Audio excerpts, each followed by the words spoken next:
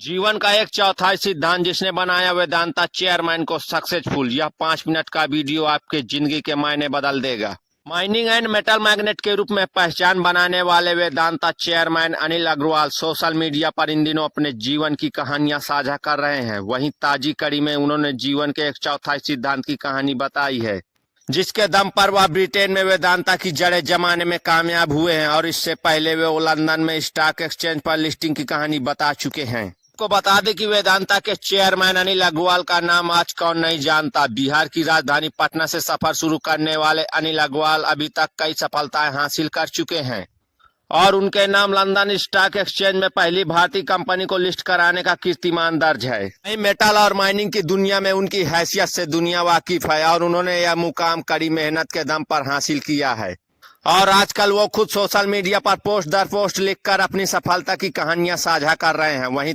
ताजी कड़ी में उन्होंने युवाओं को सफलता का एक नया मंत्र दिया है और वहीं अनिल अग्रवाल आगे लिखते हैं कि पिछले दिनों अलग अलग मौकों पर मेरा युवाओं से मिलना हुआ और हर बार की तरह मुझे उनसे बहुत कुछ सीखने को मिला, लेकिन युवाओं से बातचीत के दौरान मैं उनसे कहता हूं कि कड़ी मेहनत का कोई विकल्प नहीं है। आज मैं आपको उस एक चौथाई सिद्धांत के बारे में बताता हूं जिसने यूके में पैर जमाने में मेरी बहुत मदद की, लेकिन यूके जाने के बाद शुरुआती कुछ महीने मेरे लिए काफी कठिन थे।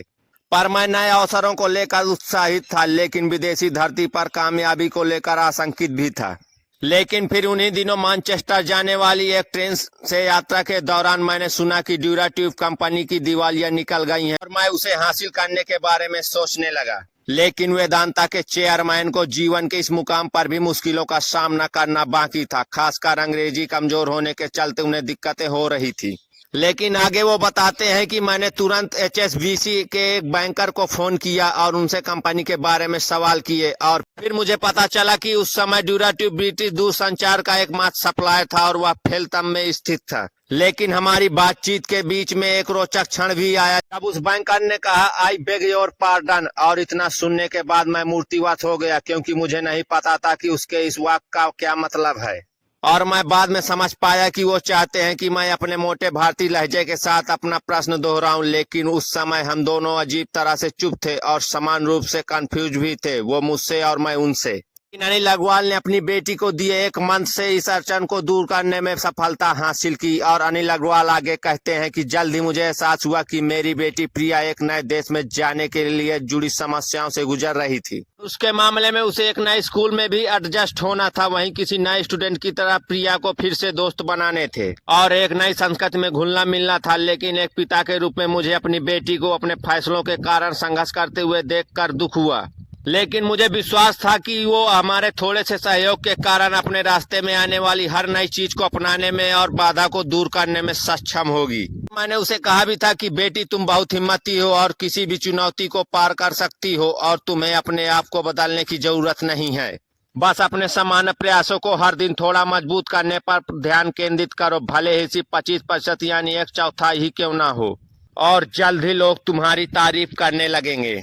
तब से प्रिया कोई एक काम करती तो उसमें बेहतर होने की कोशिश करती, चाहे वह तैराकी हो, घुड़सवारी हो या फिर स्वयं सेवा यानी वॉलंटियर वर्क हो। जल्द ही उसने यूके में अपना पहला दोस्त बना लिया, जो जल्द ही कई दोस्तों में बदल गए और अनजाने में मेरी बिटिया ने मुझे हर दिन जुटे रहने और कोशिश करते रहने का सबक सिखाया, भले ही वो सिर्फ एक चौथाई ही क्यों ना हो।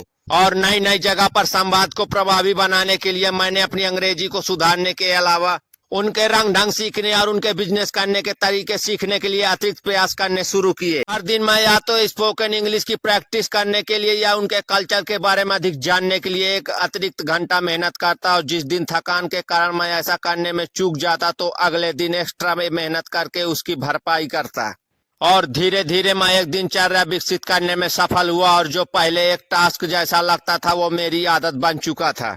वही परिणाम स्वरूप मैं बैंक से 3 मिलियन पाउंड की फंडिंग भी हासिल करने में कामयाब रहा और ड्यूराट्यूब का अधिग्रहण कर लिया। कहने का मतलब हम सिर्फ इतना ध्यान में रखें, आपको कड़ी मेहनत को अपने दोस्त के रूप में देखना चाहिए, ना कि अपने मालिक के रूप में, और किसी भी दूसरी दोस्ती की तरह इसे आप हर दिन थोड़ा बढ़ने दें। और जब भी आप कड़ी मेहनत से अपना दोस्ताना संबंध बनाते हैं तो ऐसा कुछ भी नहीं है जिसे आप हासिल नहीं कर सकते। और आप सभी अपना ख्याल रखिए और अपने सपनों का भी। उत्तर भारत टाइम्स के लिए ब्यूरो रिपोर्ट।